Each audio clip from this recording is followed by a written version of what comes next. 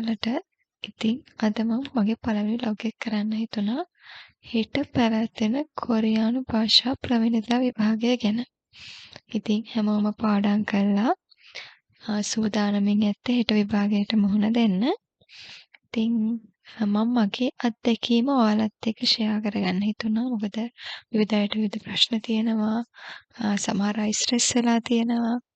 ඒක නිසා මට හිතුණා මගේ අත්දැකීම ඔයාලත් එක්ක බෙදා ගන්න සහ ඔයාලට උදව්වක් වෙන විදියට මේ වීඩියෝ එක කරන්න. ඉතින් මම ඉස්සෙල්ලම කියන්නම් ඔයාලට මේ පාර එක්සෑම් හෝල් එක වෙනස් වුණානේ.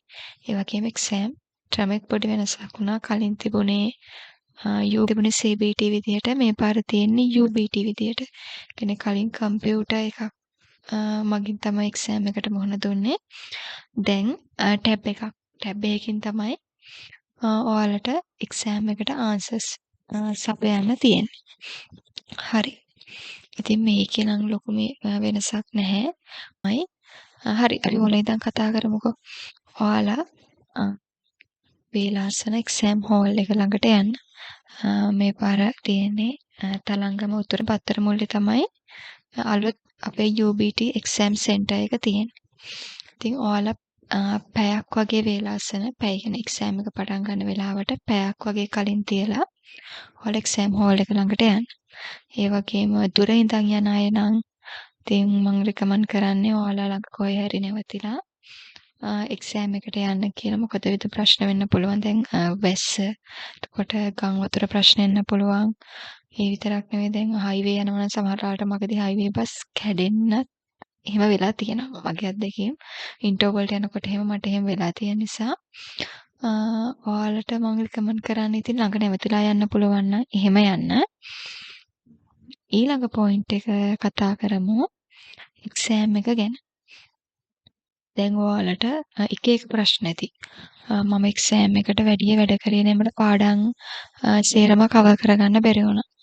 මෙහෙමයි. අපි එක්සෑම් එකකට යනකොට අපි සිලබස් එක 100%ක් ගත්තොත් අපිට 100%ක්ම බෑ. ඒකනේ ඇත්ත.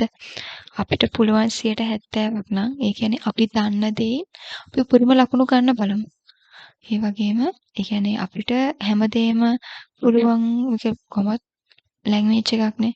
එතකොට අපිට නොදන්න දේවල් පේපරේට එන්න පුළුවන්. අපි නොදන්න දේ ගැන හිතේ තින්නකොට අපිට අපේ කාලය ගිහිලා අපි දන්න ප්‍රශ්න වලට පවා උත්තර දෙන්න බැරි වෙන්න පුළුවන්.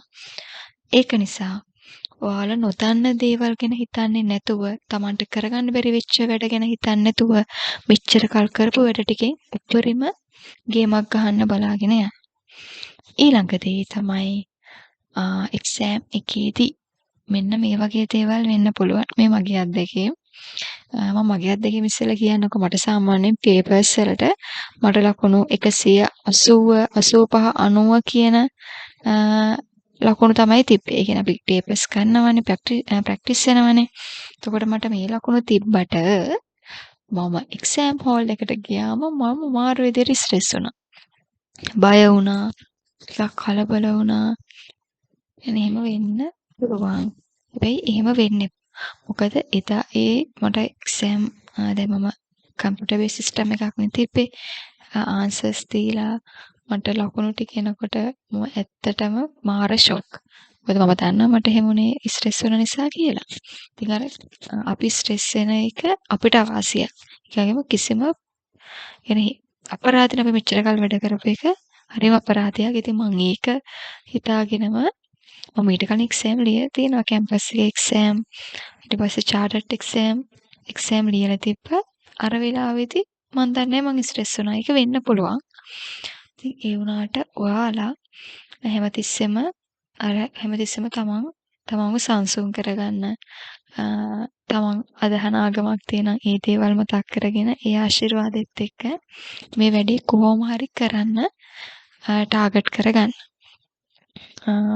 එතකොට තව මොනවද ඔයාලට කියන්න තියෙන්නේ? ඊට පස්සේ අපි එක්සෑම් හෝල් එක විශේෂයෙන් කියන්න ඕනේ. දැන් ඔයාලා එතන අපි යනකොටම එතන ඉන්නවා එක්සෑම් හෝල් එකේ ලංකාවේ කෙනෙකුත් ඉන්නවා, කොරියාවේ කෙනෙකුත් ඉන්නවා. ඉතින් සාමාන්‍යයෙන් අපි එතනින් ඇතුළ වෙනකොටම යාලට ආචාර කළා තමයි ඇතුළට යන්නේ. ඊට පස්සේ ගිහිල්ලා ළඟ ඉන්න අයත් එක්ක කතා කරන්නේ නැතුව අපි හැමතිස්සෙම අපේ විනය ගැන හිතන්න ඕනි. ඉතින් වාඩි වෙලා ඉස්සෙල්ලම එයාලා අපිට උපදෙස් දෙනවා. ඔයාලගේ අර ලිස්නින් චෙක් කරනකොට ඒ අර ස්පීකර් ඉයර්බඩ්ස් වැඩ කරනවද කියලා චෙක් කරගන්න. ඒ වගේම ටච් ස්ක්‍රීන් එක වැඩ කරනවද කියලා චෙක් කරගන්න. ඊට පස්සේ ඒ ටික තමයි විශේෂයෙන්ම බලන්න ඕනේ. ඒවයි මොන හරි ප්‍රශ්න තියෙනම් ඔයාලට එතන ඉන්න කොරියන් කෙනාට හරි ලංකාවේ කෙනාට හරි කියන්න පුළුවන්. එතකොට එයාලා චෙක් කරලා අපිට රිප්ලේස් කරලා දෙනවා. එතකොට ඊළඟට ලිස්නින් එක ප්ලේ වෙනකොට ඔයාලා කලබල වෙන්න එපා. සමහර අය එක දේවල් කියනවනේ ලිස්නින් ට්‍රැක් එක ස්පීඩ් යනවා. ටච් කරගන්න බැරි වුණා. අනේ මට නම් එහෙම දෙයක් වුණේ නැහැ. ඒ වගේම මගේ යාළුවෝ ගියා. එතකොට මගේ යාළුවන්ටත් එහෙම අත්දැකීම් නැහැ. ඒ නිසා සමහර අය ඉතින් අර තමන්ට කරගන්න බැරුණාම ඒක හේතු කියනවනේ. එහෙම දෙයක් වෙන්නේ මට හිතෙන්නේ. එහෙම මම ගොඩක් අයගෙන් අහලා බැලුවා. එහෙම අර ට්‍රැක් එක ස්පීඩ් ගිහිල්ලා එහෙම ප්‍රශ්න වෙලා තිබ්බේ නැහැ. ඒ නිසා ඔයාලා හරිම ට්‍රැක් එක දෙපාරක් ප්ලේ වෙනවනේ. පළවෙනි පාර හොඳට අහන් ඉඳලා දෙවනි පාර ප්ලේ වෙනකොට ආන්සර් එක දෙන්න. එතකොට ඔය ටයිම් ප්‍රශ්න ඒවා ඉන්නේ නැහැ. පළවෙනි පාර 100% අවධානය දීලා ප්‍රශ්න කියවලා ආන්සර් එක චෙක් කරගන්න. ඉතින් මෙන්න මේ දේවල් තමයි ඔයාලට මට දැනට කියන්න තියෙන්නේ.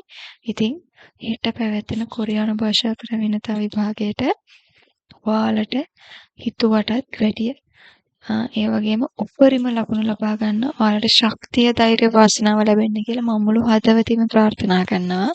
ඉතින් අනාගතය ගැන ගහන ලොකු ගේමක් මේක. දැන් උත්තරයක් එනකම්. ඉතින් මේ විභාගය සාර්ථකව ජය ගන්න පුළුවන් වෙන කියලා නැවත නැවතත් මම ප්‍රාර්ථනා කරනවා. ඒ වගේම එක්සෑම් එකේ තත්ත්වය කොහොමද කියලා ඔයාලා මට අනිවාර්යයෙන්ම කමෙන්ට් එකක් දාන්න. එහෙනම් මගේ channel එකට subscribe කරන්න අමතක කරන්න එපා. හරි, ගිහින් එන්නම්. bye.